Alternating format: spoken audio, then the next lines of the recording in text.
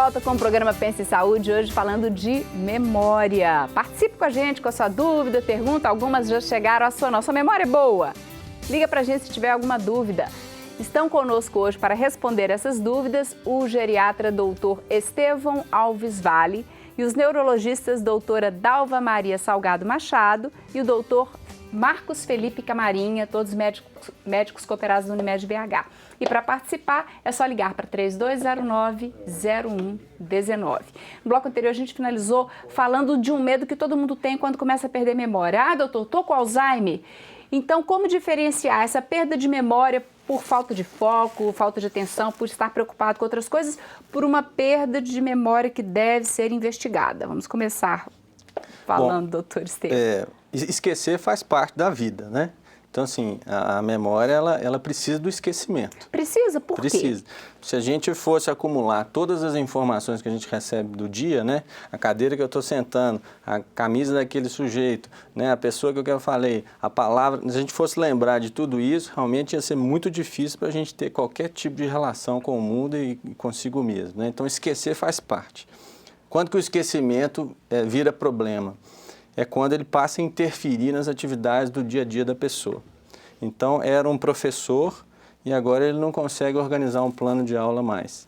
É uma jornalista, ela não consegue formular um diálogo racional com, né, na hora de entrevistar, na hora de entrevistar uma pessoa. É um contador que começa a ter dificuldade de fazer os cálculos mais basais. Então, assim, há um prejuízo tal que ele já não consegue funcionar normalmente no dia a dia dele. Isso todo mundo associa às vezes com Alzheimer. Além do Alzheimer, tem outros problemas cognitivos e que podem afetar a memória, que não necessariamente o Alzheimer? Sim, tem vários tipos de patologias que podem afetar a memória, né? Por exemplo, os epilépticos, principalmente que têm localização na região frontal e temporal, frequentemente têm alterações de memória recente, né? Alguns tipos de infecção no sistema nervoso central, por exemplo, HIV, né, AIDS, são causa de demência de início precoce, né? E justamente quando a gente vê um paciente que demencia precocemente, a gente sempre tem que pedir o exame de anti-HIV. A deficiência da vitamina B12 ou ácido fólico são as causas frequentes de perdas de memória que nem sempre associadas à idade avançada. Às vezes, pessoas jovens podem ter deficiência de vitamina B12 e ter um quadro, então, às vezes, uma anemia, complexo. às vezes, que se prolonga, porque todo mundo, quando fala em anemia, faz associação com ferro somente, e não é, né? Não. Você pode ter anemia por deficiência, por exemplo, de B12, por exemplo, de ácido fólico. Então, anemias, às vezes, prolongadas podem acabar afetando, de alguma forma, a memória. Sim, mas no caso da doença neurológica, mesmo sem anemia, você pode ter a deficiência da vitamina B12 no quadro neurológico, ela é independente da presença de anemia, tá? Então e muitas vezes, até mesmo quando o nível no sangue ainda está normal, se você tiver uma clínica que sugere uma perda de memória não usual, né, é necessário fazer uma investigação e valorizar, né? E tem outras causas degenerativas, várias outras doenças neurológicas que podem ter comprometimento, como a doença de Parkinson, alguns tipos de outras doenças, por exemplo, coreias, né? Demências de outra natureza, como a demência frontotemporal, a demência de corpos de Levy. Várias doenças podem afetar. A esclerose múltipla, né? Nós vamos até as ruas para saber as dúvidas das pessoas com relação ao nosso tema. Então, vamos conferir uma delas? Um alimento pode ajudar a melhorar a memória? Associa memória, comer peixe, que tem fósforo, e aí? Então, já até teve um trabalho grande francês com 850 mil pacientes, né? 85 mil pacientes, desculpa, 85 mil pacientes, e que eles procuraram fazer uma associação entre o consumo de verduras, né, de legumes, de ômega 3 e peixes. Então, pegaram pessoas acima de 65 anos, né, que não tiveram nenhuma comorbidade, nenhuma quadro demencial, e acompanharam esse grupo, né? E eles viram que, de uma certa forma, tem uma redução nos quadros demenciais, na evolução dos quadros demenciais. Ainda a gente não pode, né, assim, generalizar para todos os tipos de população, porque não foi um trabalho que abrangeu outros tipos de população, né? De outras etnias, né, sul-americanas, asiáticos, né, foi uma população europeia, mas que a gente já pode tirar desse trabalho um aprendizado que, de fato, esses tipos de alimentos, com ômega 3, né, derivados de peixes, legumes, verduras, né, a dieta mediterrânea. Uma dieta que ele pode evitar esse processo de perda de memórias quase demenciais. Né? Então, isso já é bem estabelecido aí na literatura. Tá certo. A gente tem mais uma dúvida de telespectador com relação ao tema. Vamos conferir? Como que eu faço para melhorar a minha memória em relação a nomes, por exemplo? E aí?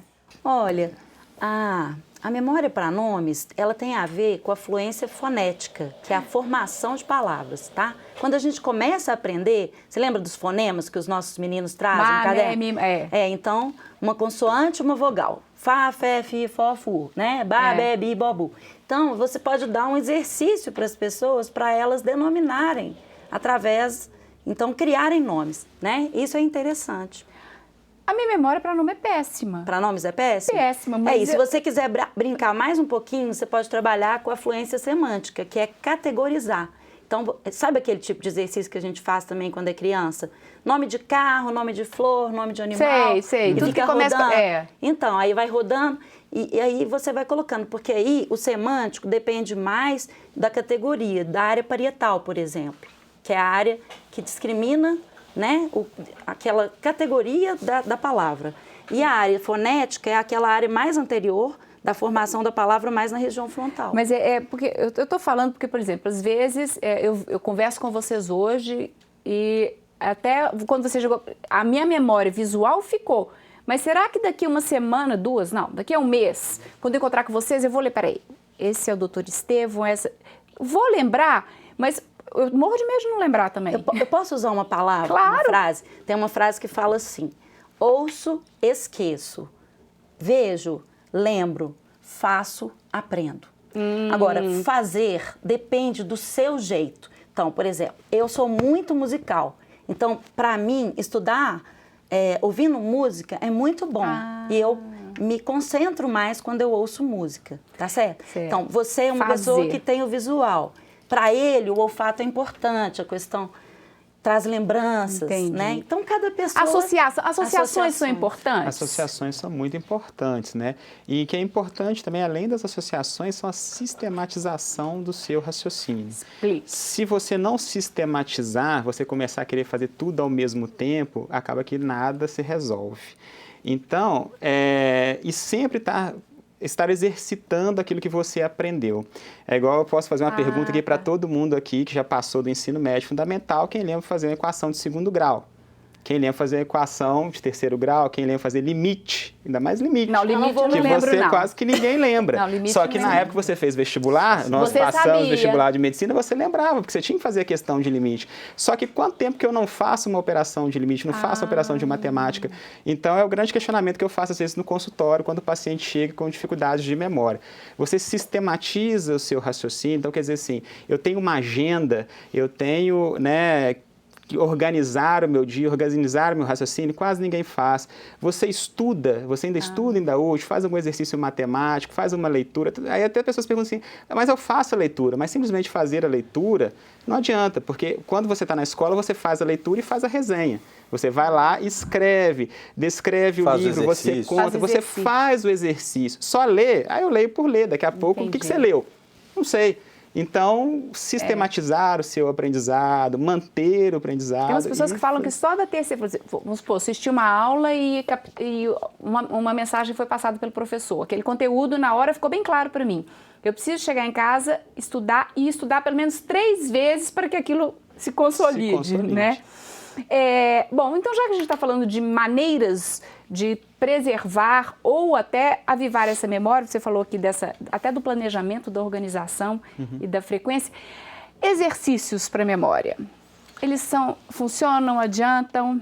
A memória tem que ser ativada, né? Certo. O cérebro ele tem que ser ativado constantemente, né? Então, exercícios para a memória são fundamentais. O melhor exercício para a memória é, sem dúvida nenhuma, a leitura. A leitura, ela consegue ativar várias áreas cerebrais e é um excelente exercício por si só. Agora, é difícil a gente indicar só, não faça palavra cruzada. Eu detesto palavra cruzada, então não vou fazer.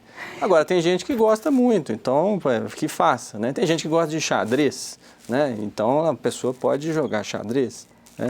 Tá. Tem gente que prefere exercício matemático, de cálculo. O importante é realmente encontrar aquilo que a pessoa tenha prazer, aquela pessoa que se divirta, aquela pessoa que ocupe o tempo. E ao mesmo que esteja tempo de alguma forma estimulando.